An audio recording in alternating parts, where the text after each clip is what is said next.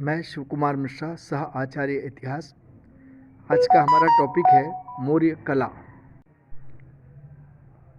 मौर्य काल से पूर्व भारतीय कलाकारों को कला के कम अवसर प्राप्त हुए। कला को राजकीय संरक्षण नहीं मिला, इस कारण कला बहुत उन्नत अवस्था में नहीं रही। किंतु मौर्य काल में जब राजनीतिक स्थिरता का युग आया, उस समय कला का विकास हुआ। मौर्य शासक चंद्रगुप्त मौर्य और अशोक ने कला और कलाकारों को संरक्षण दिया।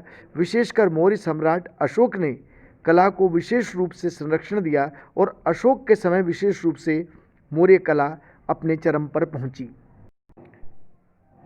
कला के क्षेत्र में चंद्रगुप्त मौर्य के समय के भवनों में लकड़ी, मिट्टी आदि का प्रयोग होता था, किंतु अशोक के काल में पत्थर और अन्य साधनों का प्रयोग भी होने लगा, जिससे कि मौर्य कला और उन्नत होती चली गई।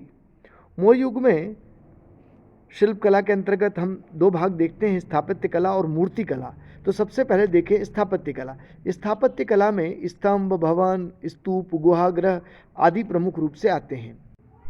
मौर्य काल में भारतीय और विदेशी स्थापत्य कला का मिला जुला रूप था स्तंभ की विशेषता, और विशेषकर अशोक के स्तंभों ने मौर्य कला में स्थापत्य कला के चार चांद लगा दिए।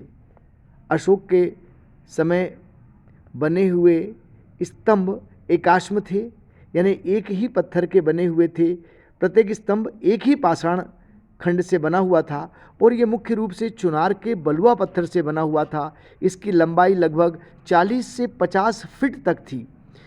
ये पत्थर के थे, सुंडाकार आकृति के, ऊपर की ओर से पतले और नीचे की ओर से मोटे होते जाते हैं। जो इसका निचला भाग था, जो भूमि में गाड़ा जाता था, उसमें मोर पक्षी की आकृति बड़ी सुंदर बनी हुई है, और जो मध्य का भाग था वह भाग सीधा और शुंडाकार था। यह विशाल बलुए और लाल पत्थर से बना हुआ था। ये विशेष रूप से चिकना था। मौर्य स्तंभों की एक विशेषता है उसकी चिकनाई। तीसरा जो भाग था वो विशेष महत्व रखता है, जो ऊपर का शीर्ष भाग था।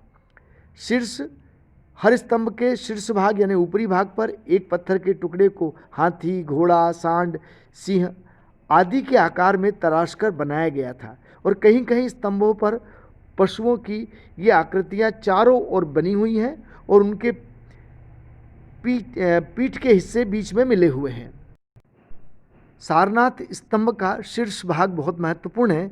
इसमें सारनाथ के शीर्ष भाग पर चारों सिंह को बताया गया है, जो एक दूसरे की ओर पीठ करके बैठे हुए हैं। ये एक सुंदर कला का नमूना है। कहीं कहीं हमें पशु आकृतियों के नीचे महात्मा बुद्ध के धम्म चक्र प्रवर्तन का चक्र, जो आकृति चिन्ह है चक्र, वह भी खुदा हुआ मिलता है, जिसके आसपास सांड, घोड़े आदि उत्कीर्ण किए गए हैं। कमल की आकृति भी हमें देखने को मिलती है। में इस प्रकार हम देखते हैं कि मौर्य कला में जो शिलाखंड हैं वो एकाश्म हैं, एक ही शिलाओं को काटकर बनाया गया है और चमकदार पॉलिश का प्रयोग किया गया है, और बड़ी तक्षण कला बहुत ही सुंदर है। मौर्य काल में स्तूप भी कला के उत्कृष्ट नमूने हैं। ये ऊंचे टीले से गुंबद के आकार के स्मारक हैं, और इसे मौर्य शासक विशेष रूप से अशोक ने इसके निर्माण को प्रोत्साहन दिया।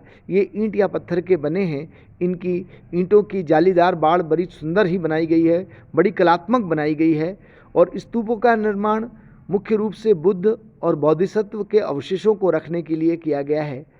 अशोक ने लगभग 84,000 स्तूप बनवाए। इन स्तूपों में सांची का स्तूप बहुत महत्वपूर्ण है।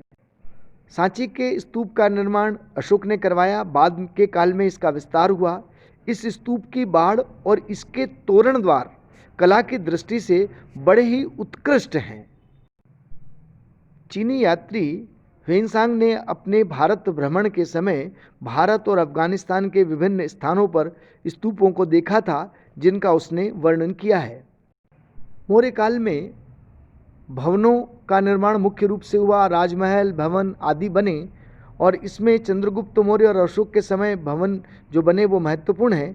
चंद्रगुप्त मौर्य के समय जो राजमहल बने उसके बारे में, चंद्रगुप्त के राजमहल के बारे में यूनानी यात्री मेगिस्तीनीज ने लिखा है कि चंद्रगुप्त के भवन ईरान के सूसा और इकबतना के भवनों से सजावट और कला में अधिक सुंदर हैं। इससे यह स्पष्ट हो जाता है कि उस समय की कला कितनी उत्कृष्ट थी।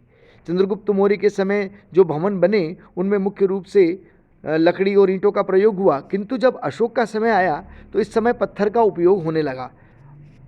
अशोक ने कश्मीर में श्रीनगर और नेपाल में ललित पाटन नामक नगरों का भी निर्माण करवाया। उसके द्वारा जो पाटलिपुत्र में भवन बनवाए गए वो बहुत महत्वपूर्ण थे, जिनका वर्णन फाहियान ने भी किया है। मौर्य काल में गुहागृह बहुत महत्वपूर्ण है। गुहागृह एक प्रकार की गुफाएं हैं जिन्हें पत्थरों की कठोर चट्टानों को काटकर बनाया गया है, जिसमें निवास स्थान, उपासना गृह, सभा भवन आदि को बड़ी सुंदर आकार से बनाया गया है।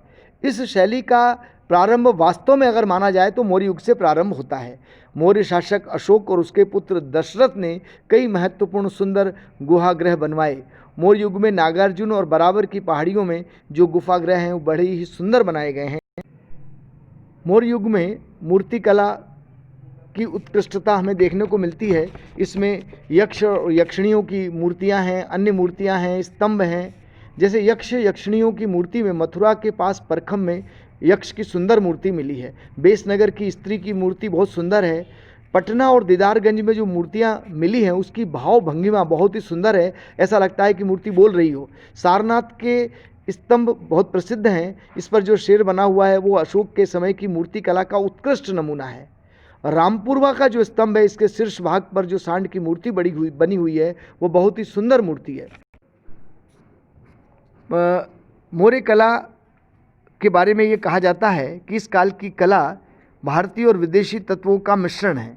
जैसे स्मिथ ने लिखा है कि मौर्य की कला ईरान और यवनों से प्रभावित थी। सिकंदर के आक्रमण के समय बहुत से जो विदेशी सैनिक और शिल्पी आकर भारत में बस गए थे, उन्हीं के द्वारा अशोक के स्तंभों का निर्माण किया गया।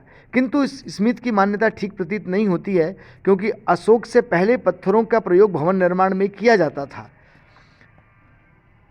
मौर्य कला अपने में मूल में वास्तव में भारतीय ही थी। उस पर ईरानी प्रभाव भले माना गया हो, लेकिन मूल रूप से वह भारतीय परंपरा है जो सिंधु घाटी सभ्यता से विकसित होती हुई मौर्य काल तक पहुंची।